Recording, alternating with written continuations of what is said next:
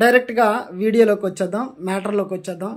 ఇప్పుడు present APDSC రాస్తున్నటువంటి ప్రతి ఒక్కరి అభ్యర్థుల మదిలో ఒక ప్రశ్నార్థకం, మేము చదువుతున్నది గుర్తుకు రావడం లేదు, గుర్తుండట్లేదు, ఏంట్రా బాబు అనేటటువంటి ప్రశ్నార్థకం.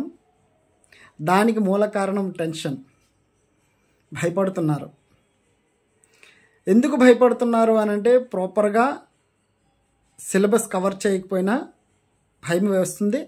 నేను చెప్పేంత మాటలు సులభంగా ఉండొచ్చు, కానీ అందులో దిగితేనే దాని తాలూకా వేరేలా ఉంటుంది. ఈ టెన్షన్ని పోగొట్టడానికి 3 చిట్కాలు చెప్తాను ప్రాపర్గా. All the best. First, proper classical revisioning. మీరు ఇప్పటివరకు అయితే ఏదైతే ఏ పర్టికులర్ రూపంలో మీరు చదివారో అదే విధంగా మళ్ళీ రివిజన్ చేయడం. సపోజ్ ఒక ఆర్గనైజేషన్ చేసిన తర్వాత టెస్ట్ అండ్ మెజర్మెంట్కి వెళ్ళారనుకోండి, ప్రాపర్గా మీకు తెలిసిన వేలో మీరు ఇంతకుముందు ఏ విధంగా ప్రిపేర్ అయ్యారో అదే విధంగా ప్రిపేర్ కొనసాగించడం. అది మీ హోప్ని, మీ నమ్మకాన్ని పెంచుతుంది. సెకండ్, ఈ మధ్య కాలంలో వారం రోజుల్లో మీరు ఎటువంటి ఫంక్షన్కి కానీ ఎటువంటి సెలబ్రేషన్స్ కానీ అటెండ్ అవ్వకండి. అక్కడ ప్రతి 100 మందిలో మిమ్మల్ని పొగిడేవాడు ఒక్కడు కూడా ఉండడం, ఇది వాస్తవం. 7 సంవత్సరాల తర్వాత డిఎస్సి ఎవరో ఒకరు మనసు నొప్పించే మాటలు అంటూనే ఉంటారు. సో దాని నుంచి అవాయిడ్ చేయడానికి అటెండ్ అవ్వకపోవడమే ఉత్తమం. తర్వాత మీరు జాబ్ వచ్చాక అటెండ్ అవ్వండి, అది వేరే లెవెల్లో ఉంటుంది. ఇంకా సెకండ్ అయిపోయింది. థర్డ్,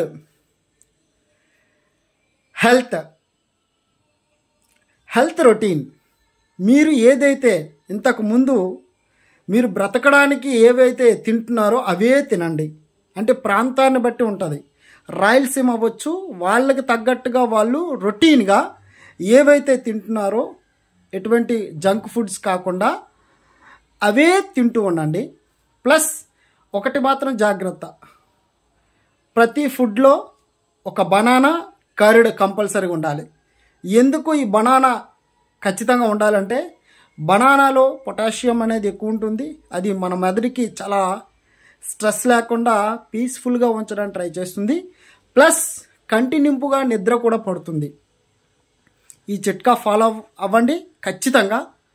ఎందుకనంటే కర్డ్ అనేది ప్రాపర్గా తింటే మీ ఫ్యాట్ లెవెల్ పెరుగుతాయి. అంత తొందరగా మీ మైండ్ని డిస్టర్బ్ చేసే వాళ్ళు ఇంకొకరు ఉండరు. అంటే డిస్టర్బ్ అవ్వదు, ఎక్కువ కాలం ఉంటుంది. డిస్టర్బ్ అవుతుంది, ఎక్కువ కాలం ఉంటుంది. అంటే తొందరగా అయిపోకుండా కొంచెం లాంగ్ పీరియడ్లో ఉంటుంది. ఈ 2 మీ ఫుడ్లో యాడ్ చేయండి.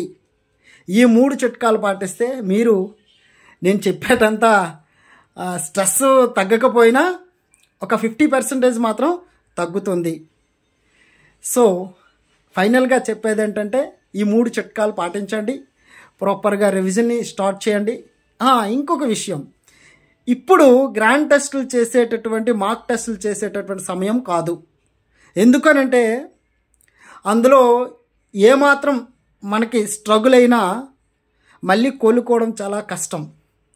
మళ్ళీ రివిజన్ చేసి మళ్ళీ చేసి ఇది కష్టం. ప్రాపర్గా మీ మైండ్ని మీ ఆధీనంలో ఉంచండి.